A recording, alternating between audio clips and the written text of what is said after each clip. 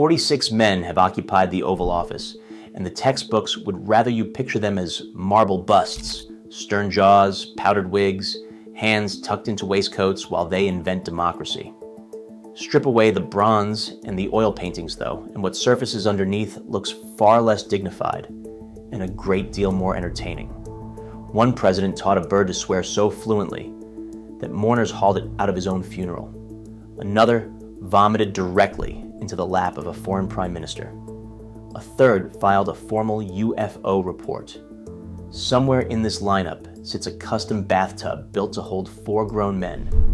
Each of these men hid exactly one fact that no monument will ever advertise, and we are going to drag all of them into the light, one administration at a time. George Washington built a nation and lost almost every tooth in his head doing it. The wooden dentures story everyone repeats in grade school happens to be a tidy lie. His actual mouthwear functioned as a spring-loaded jaw of horror, assembled from human teeth, cow teeth, elephant ivory, and lumps of lead, all wired together with metal hinges that fought his own jaw muscles every time he tried to speak. Picture the father of the country clenching that contraption shut through an entire inaugural address. The man could not eat an apple comfortably, yet he held a continent together. John Adams left this world with a flair for cosmic coincidence that no novelist would dare invent. He died on July 4th, 1826, the 50th anniversary of the Declaration of Independence, the document he had pushed through the Continental Congress half a century earlier.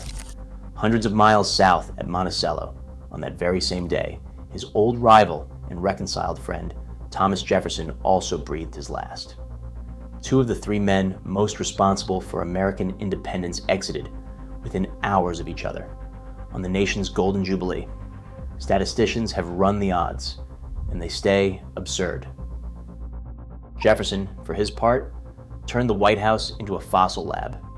He nursed a borderline obsessive love of paleontology, and during his presidency, he spread enormous mastodon bones across the floor of the East Room, crouching among them to study the anatomy of a creature nobody had ever seen alive. Foreign dignitaries arriving for state business sometimes stepped around prehistoric femurs on their way to meet him. The President of the United States, ostensibly running a young and fragile republic, spent his free hours reconstructing an extinct elephant on his living room carpet. James Madison wrote the Constitution and then physically vanished into the crowd around it. He stood 5 feet 4 inches tall and rarely tipped the scales past 100 pounds, which leaves him the shortest and lightest commander-in-chief the country has ever produced. His wife Dolly filled every room she entered. Madison, by contrast, could be lost behind a coat rack, a featherweight intellect who out-argued men twice his size on paper while disappearing among them in person. James Monroe gave his name to a doctrine that warned the great empires of Europe to keep their hands off the Western Hemisphere. Inside his own house, his diplomacy ran hotter. During a screaming match over patronage appointments, Monroe seized a pair of iron fireplace tongs and chased his Secretary of the Treasury, William Crawford, straight out the door. The architect of a foreign policy built on cool deterrence resolved a domestic dispute by brandishing hot fire implements at a cabinet member. Crawford fled, and the doctrine mercifully survived. John Quincy Adams kept his presidency disciplined and kept his body cold. He rose before dawn, walked down to the Potomac, stripped naked, and plunged into the river, convinced the frigid water did wonders for his constitution. We know this not from gossip, but from the man's own meticulous diaries, where he logged his swims with the same care he applied to treaties. A sitting president, floating bare in a public river at sunrise, recording it all for posterity in his own neat hand. Andrew Jackson clung onto grudges the way most people cling onto loose change, and he passed that talent down to his pet. He owned an African gray parrot named Paul, and over the years he taught the bird to curse with such volcanic enthusiasm that, at his 1845 funeral, mourners physically removed the animal from the premises. The parrot would not stop screaming profanities over the casket of the man who had taught it every word. Old Hickory died, and his bird gave the eulogy nobody requested. Martin Van Buren handed the English language two letters it now can't live without, almost by accident. His 1840 re-election effort leaned on his nickname Old Kinderhook, after his hometown in New York. Supporters organized themselves into OK clubs, and the abbreviation spread through newspapers and street talk until OK lodged itself permanently in everyday speech across the planet. Van Buren lost the election badly. The two letters he left behind now outlive every policy he ever signed. William Henry Harrison earned a footnote for dying, after barely a month in office, but his earlier resume hid a stranger detail.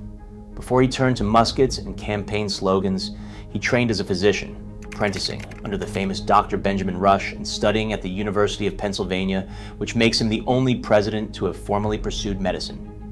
He abandoned the scalpel for the saber. The one president with real medical schooling then died faster than any other from a simple illness. John Tyler fathered 15 children across 2 marriages, more than any other man to hold the office, and he scattered his bloodline so deep into the future that it refuses to end. As of the 2020s, a president born in 1790 still claimed a living grandson, Harrison Ruffin Tyler, alive and breathing in Virginia. 2 generations bridged more than 2 centuries. The math sounds impossible until you remember that Tyler kept fathering sons very late in life, and those sons did the same. James K. Polk endured a teenage surgery, brutal enough to break most grown men, and he stayed awake through every cut of it. At 17, surgeons cut into him to remove urinary bladder stones, with no anesthesia available, offering him only a few shots of brandy to blunt the agony. He survived the knife. The experience left him physically diminished and, many historians argue, fueled the grim, joyless work ethic that defined his single brutal term decades later. Zachary Taylor brought his warhorse home from the battlefield and parked him on the White House lawn. Old Whitey carried Taylor through the Mexican-American War, and visitors adored the horse so much that they would creep up and yank hairs from his tail to keep as souvenirs. Old Whitey slowly turned bald from all the attention. A general who had survived enemy fire watched patriotic tourists pluck his loyal horse threadbare. Millard Fillmore lands near the bottom of every presidential ranking, dismissed as a beige nobody, which renders his finest hour delightfully out of character. On Christmas Eve in 1851, a massive fire tore through the Library of Congress. Fillmore did not send a memo or assemble a committee. He sprinted out of the White House and joined the firefighters on the line, hauling water against the blaze, then signed a bill afterward to fund the replacement of every book the flames consumed. The forgettable president grabbed a bucket while the nation's books burned to ash. Franklin Pierce delivered his entire inaugural address from memory. The speech ran 3,319 words, and Pierce recited every one of them without glancing at a single note, a feat of raw recall no other president has matched at that podium. His administration crumbled into sectional disaster soon after. The man could hold thousands of words in his head, yet could not hold his country together for one term. James Buchanan looked at the world sideways, quite literally, because his eyes refused to cooperate with each other. One eye stayed nearsighted while the other was farsighted, a congenital quirk that forced him to cock his head down and to the left whenever he needed to bring a person or a document into focus. People who met him read the tilt as arrogance or sly calculation. They guessed wrong. His head dropped for one reason only, a man fighting to merge 2 stubborn eyes into a single clear picture. Abraham Lincoln freed millions and stitched the Union back together, yet a small corner of his mind never stopped tinkering. He remains the only president to hold a registered patent, granted for an inflatable bellows system designed to lift riverboats over shallow sandbars and shoals. The device never reached production. The great emancipator, the towering figure of the bloodiest chapter in American history, also moonlighted as a frustrated riverboat inventor who genuinely wanted boats to float higher. Andrew Johnson rose from genuine poverty and learned a trade with his own hands before politics swallowed him. He worked as a professional tailor, skilled and proud of it, And even while sitting in the Oval Office, he insisted on cutting and sewing his own high-quality suits rather than buying them. He never learned to read until adulthood. The man who botched Reconstruction so badly that the House impeached him still measured and stitched his own coats alone with the precision of a craftsman. Ulysses S. Grant won the Civil War and then drew a speeding ticket.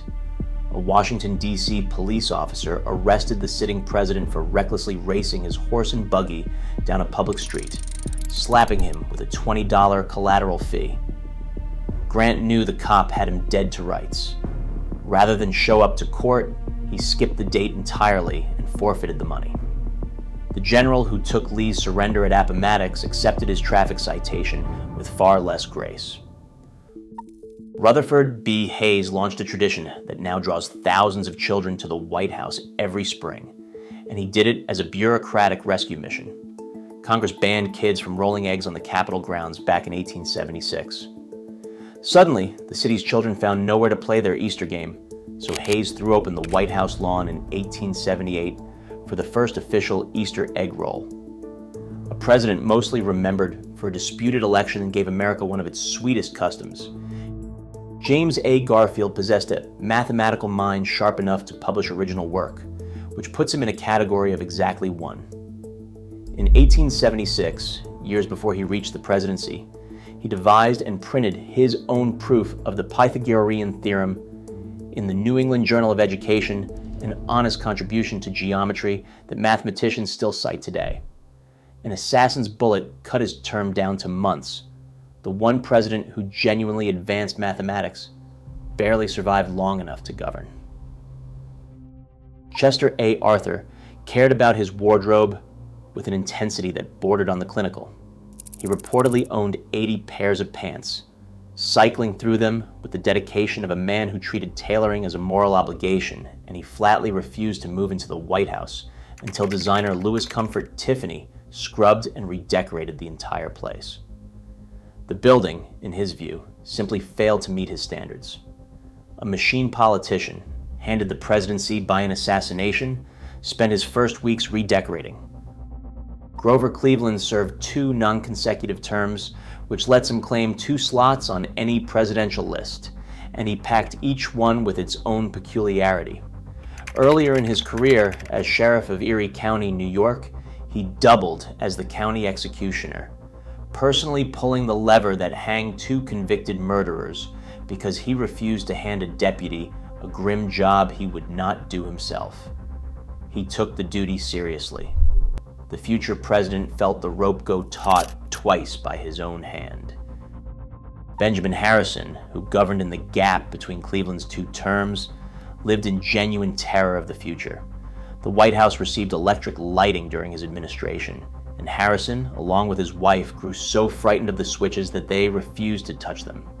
They frequently slept through the night with every light blazing rather than risk a shock from the wall. They preferred a wasted bill to an electrocuted finger. A modern convenience arrived, and the first family treated it like a loaded gun bolted to the plaster. Cleveland returned in 1893 and immediately faced a medical crisis he chose to bury at sea. A cancerous tumor took root in his jaw, and with the economy collapsing into depression, he feared that news of a sick president would spark a full-blown financial panic. So he boarded a friend's private yacht, sailed out into open water, and let surgeons remove most of his upper left jaw in secret while the boat rocked beneath them. The public learned the truth decades later. A president quietly lost part of his face to keep the markets calm. William McKinley treated a single flower as the difference between life and death. He wore a red carnation in his lapel as a personal good luck charm, and he never stepped out without one.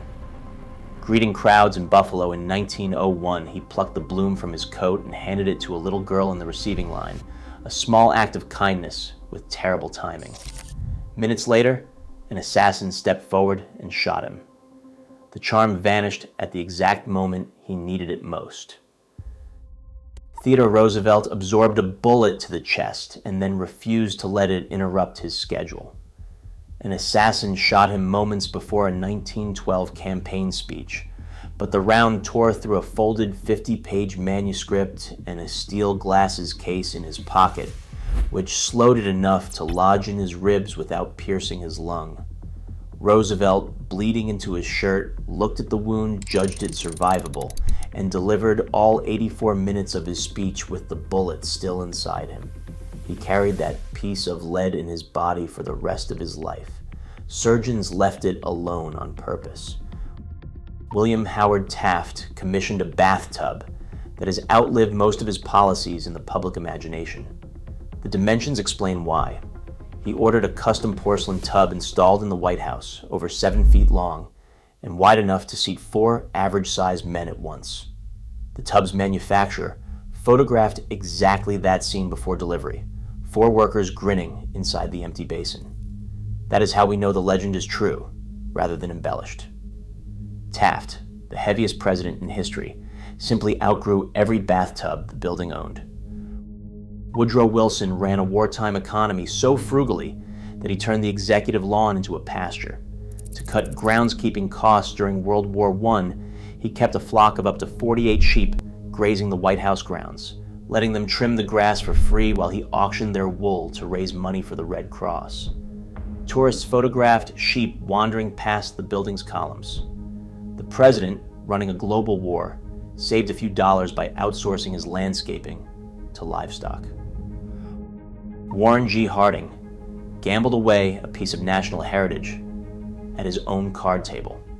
An avid poker player, he once bet an entire priceless set of presidential china dating back to the Benjamin Harrison administration during a high-stakes White House game, and he lost the whole collection in a single hand. Decades of presidential china vanished across the felt. A man trusted with the nation's treasures wagered some of them on a poker hand and watched them walk out the door. Calvin Coolidge, who spoke as little as humanly possible, started each morning with a ritual no aide ever forgot. He ate breakfast in bed while a staff member rubbed petroleum jelly into his scalp, a daily indulgence the famously tight-lipped president apparently considered a reasonable use of a grown man's time. Silent Cal rarely wasted a word. He showed no such restraint when it came to lubricating his own head. Herbert Hoover and his wife held private conversations in a language nobody around them could follow. The couple spent years living and working in China, and they both spoke fluent Mandarin, which they used to converse in front of White House staff whenever they wanted to discuss something without being overheard. Eavesdropping became useless. The first couple gossiped freely in a room full of listeners, every secret safely encoded in a language their employees could not crack. Franklin D. Roosevelt steered the country through the Depression and a world war, and he relaxed by sorting tiny pieces of paper. A devoted philatelist, he spent time nearly every single day of his presidency organizing a stamp collection that swelled to more than 1.2 million individual stamps. The hobby calmed him through the worst crises of the century. A man who could barely walk found peace bent over an album, arranging stamps with the same patience he brought to fireside chats. Harry S. Truman carried a middle name that points to nothing at all, and that emptiness was deliberate. The S represents no actual name, chosen instead as a diplomatic compromise to honor both of his grandfathers, Anderson Ship Truman and Solomon Young, without picking a favorite. The single letter kept the peace in his family. A president who later shouldered some of the heaviest decisions in human history began life as a careful negotiation between 2 grandfathers over one shared initial. Dwight D. Eisenhower commanded the largest invasion in military history and then declared war on the wildlife in his backyard. After installing a custom putting green on the White House lawn, he grew so enraged by squirrels digging up the turf and burying acorns in his golf surface that he ordered the Secret Service to trap the animals and banish them from the grounds entirely. The squirrels never stood a chance. The general who planned D-Day applied the same total war doctrine to squirrels threatening his short game. John F. Kennedy secured his personal interests before he signed away an entire nation's trade. Hours before enacting the strict United States embargo against Cuba, he dispatched his press secretary, Pierre Salinger, to quietly buy up 1,200 premium Cuban cigars for his private stash. Salinger came through with the full order. Only after the cigars sat safely in hand did Kennedy put his name to the policy that cut off every other American from buying them. Lyndon B. Johnson owned a vehicle that let him torment his guests on land and water alike. His Amphicar, a rare German contraption that worked as both an automobile and a boat, became his favorite instrument of cruelty at his Texas ranch, where he would load unsuspecting visitors inside and then drive straight toward a lake while screaming that the brakes failed. Guests panicked. The car splashed into the water and floated exactly as designed, while LBJ roared with laughter at the terror he manufactured on the spot. Richard Nixon hid a genuine musical gift beneath the trench coat of scandal that history wrapped around him. He played 5 instruments and composed his own piano concerto, performing it on national television in 1963, his fingers moving across the keys with real skill in front of millions. The talent proved authentic. The same hands that later recorded the Watergate tapes once wrote and performed original music for a captivated audience. Gerald Ford reached the presidency through a chain of resignations, but long before that, he reached the pages of a fashion magazine through his cheekbones. As a young man, he worked as a professional male model, landing a ski-themed photo spread that put him on the cover of Cosmopolitan in 1942. The future president posed in winter sportswear for a women's magazine. The only man to occupy the office without winning a national election first won a different kind of popularity contest decades earlier. Jimmy Carter filed paperwork on an experience most leaders would bury forever. In 1973, before his presidency, he submitted an official UFO sighting report to the International UFO Bureau, describing a strange, self-illuminated object that changed color and hovered in the sky over Leary, Georgia, witnessed by himself and several friends. He never claimed it came from another world. A future commander-in-chief simply spotted something he could not explain and, characteristically honest, wrote it down and signed his name. Ronald Reagan loved a specific brand of candy with a devotion that reached orbit. He kept jars of Jelly Belly jelly beans on his desk at all times, snacking through cabinet meetings, and in 1983, he arranged for a special shipment of them to fly aboard the Space Shuttle Challenger. The beans traveled where few candies had traveled before. A former actor turned president sent his favorite snack into space, a small, sugary footnote tucked inside the history of human spaceflight. George H.W. Bush starred in a diplomatic disaster so vivid that the Japanese language coined a word for it. During a 1992 state dinner in Tokyo, a violently ill Bush fainted and vomited directly into the lap of the Prime Minister of Japan. The incident was so memorable that locals briefly invented the slang term bushusuru, meaning roughly to do the Bush thing, or to vomit in public. Footage circled the globe. A wartime pilot and CIA director will live in an entire nation's memory for losing his lunch on a head of state. Bill Clinton accumulated an area of expertise that no political strategist would ever have predicted.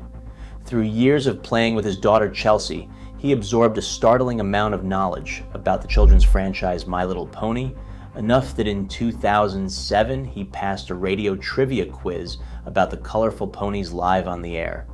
The host tried to stump him. The former leader of the free world correctly named the ponies, a doting father's homework paying off years after the toys returned to the box. George W. Bush brought a particular kind of energy to high school that his later persona only partly explained. At the elite Phillips Academy boarding school, he served as head cheerleader of the pep squad, working the megaphone to fire up the crowds at games. The role suited his restless enthusiasm. A future wartime president learned to command a crowd, not from a podium, but from the sidelines, leading cheers in front of his classmates. Barack Obama lost his appetite for one of America's favorite desserts because he spent his teenage years buried in it. As a high schooler in Hawaii, he worked at a local Baskin-Robbins, scooping so many rock-hard tubs of the product that he permanently soured on ice cream and rarely touches it to this day. the job paid the bills. It also burned out his taste for a treat most people never tire of, an early lesson in how a paycheck can ruin a pleasure. Donald Trump remains the only president to have played an active role in a professional wrestling storyline. At WrestleMania 23 in 2007, he participated in a World Wrestling Entertainment plot that ended with him personally tackling Chairman Vince McMahon to the mat and shaving the man's head bald in the middle of the ring before a roaring crowd. Scripted theater, every second of it. A future president still climbed through the ropes, took down a billionaire, and ran a razor over his scalp on live pay-per-view. Joe Biden conquered a childhood affliction through sheer stubborn repetition and the help of an Irish poet. As a boy, he struggled with a severe and debilitating stutter that turned school into a daily humiliation, and he eventually learned to control it by standing in front of a mirror and reciting the poetry of William Butler Yeats over and over until the words flowed clean. The mirror became his classroom. A man who would one day deliver inaugural addresses first taught his own mouth to obey him, one Yeats stanza at a time.